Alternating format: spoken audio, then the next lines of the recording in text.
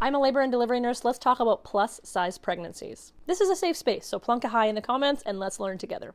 So what is a plus-size pregnancy? Well, ACOG reports it to be anybody with a BMI between 25 and 29.9. And BMI, of course, is that lame number that we get by utilizing your height and your weight and a calculation. But sometimes that lame number, it has a place, and that place is here when we're talking about the health and safety of you and your baby. We can definitely go over some things that are going to make you feel more empowered and more comfortable for your birthing experience. So expect that at your first prenatal appointment, they are going to take your height and your weight, and they're going to calculate your BMI. Now, if this is triggering to you at all, or you just don't want to know this information, just tell them, I don't want to know that information. They can just keep it to themselves. But based on this BMI calculation, they are going to let you know their recommendations for what you should gain in your pregnancy. As you are vetting out providers, you may want to look specifically for somebody who is size friendly, because this experience and support can be a game changer for your pregnancy. If you have options, you may want to consider looking into that facility before you choose it as the place you want to have your baby, because some facilities, they have restrictions or protocols in place for higher BMI clients. So not all facilities are created equal. Okay, you've got a great provider and you have an incredible place to have your baby. Let's talk about having your baby as a plus size person. Birthing balls and peanut balls, they do have weight limits, but I want to tell you something. There are birthing balls on Amazon that can support thousands of pounds. I'll link one in my storefront for you. So there is definitely options for you. So don't let anybody tell you you can't use a birthing ball. Hospital grade labor and delivery beds, they can hold quite a bit of weight as well. The bed itself is around 500-pound weight limit, and then the foot of the bed that drops up and down, that in itself can hold around 400 pounds. But of course, all equipment is made differently, so check in with your site and check in with the people utilizing the equipment to make sure that they know the weight limits so that they know that you can safely use that birthing equipment. One of the biggest complaints I hear from my plus size patients is the monitoring of baby and how awful that is for them. Let me tell you, monitoring equipment, labor and delivery equipment in general, but monitoring equipment is definitely not made for plus size bodies. If you are lucky enough that your facility has the wireless monitoring equipment, that's incredible. However, most places you're going to find we still have the old school 1 monitor, 2 monitor with the big elastic straps all the way around. But there are tricks that we can utilize to make this experience a little bit less miserable for you. Not only are there issues with the equipment, but generally the shape of a plus size belly and the amount of tissue that we are monitoring through, it can cause some difficulties. So here are my tips for success.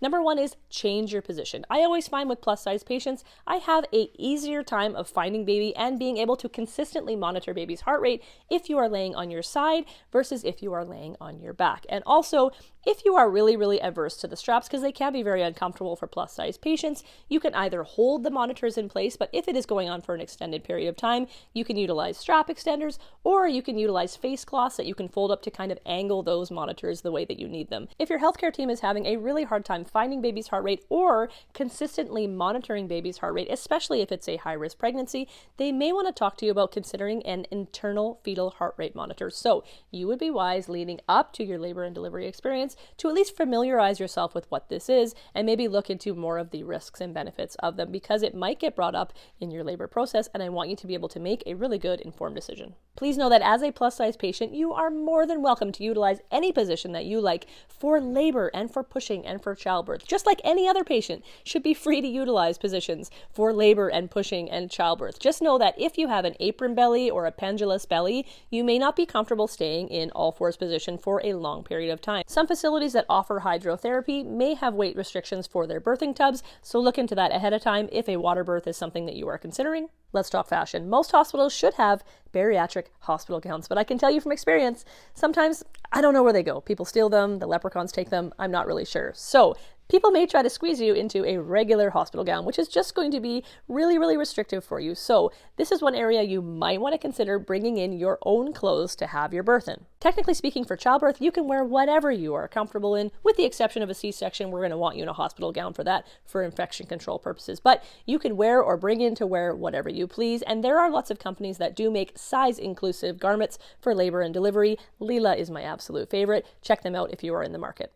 You may hate them, but mesh panties, they come in a variety of sizes. My site has medium, large, and extra large, but if you are at all concerned that they aren't going to fit you, you can feel free to bring in your own, but they are very stretchy. And then as an alternative, if you want to do the adult diaper route, just find a brand that makes a size that is comfortable for you to wear postpartum. If you're considering an epidural, ACOG recommends early consult with an anesthesiologist to discuss your own personal situation. I want to ease your mind and let you know that a skilled anesthesiologist is more than capable of placing an epidural in a plus size patient. But I do want you to be aware of the fact that it might take them more than one try to get that epidural placed correctly and safely. And that is because there is a higher percentage of adipose tissue in the area that they're working. So it is more challenging for them to landmark and to get that needle through to the right place that they need it to go.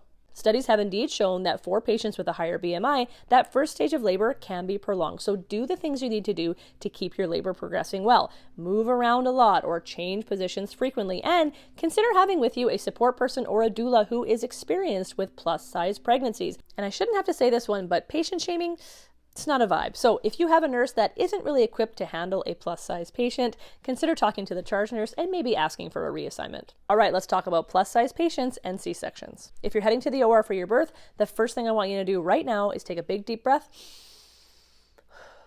and know that your team's got you. First off, don't worry about how you're going to get on the OR table. Your team is very, very skilled at moving people of all different shapes and sizes, and we have some tools to help us and to help you. It's an air pals. It's basically a mattress. It fills up with air, and then we're going to float you over to the operating room table. One of the biggest concerns I hear from plus size people who are going for a C-section is, what am I going to do about my apron belly? We have a tool for that as well. It's called a traxie. It is like a great big saran wrap sticker. We put it on your apron belly, and we actually use the sticker to pull it up, and then we tape the sticker to the top of your chest, which is going to keep your apron belly up and out of the way of the surgical incision. This sounds awful and it doesn't look super amazing, but the alternative would be to have somebody actually hold up your belly for the duration of the operation, which, as you can imagine, isn't really optimal either.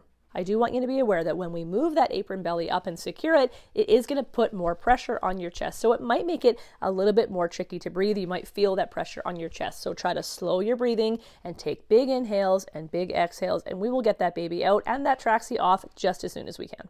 If given the choice, most plus-size patients will prefer sutures that dissolve on their own over staples that have to be removed. And once the incision is closed, the dressing that you receive will likely be a little wound vac that's going to help you with wound healing after your C-section. Getting a plus-size pair of compression stockings on following your operation is a really, really good idea because patients with a higher BMI are at an increased risk of blood clots following surgery. Getting up and moving as soon as you are able is really important for all patients following a C-section because walking is going to help reduce gas pain, it is going to improve circulation, it is going to improve healing and reduce your chance of blood clots. And you, like most C-section patients, might feel more comfortable with a post-C-section compression device or compression garment. So if that's something you're interested in, just chat with your provider about it. And one more incredible tip that one of my plus-size patients gave to me is to consider submerging yourself in positive plus-size birth stories before your big day arrives.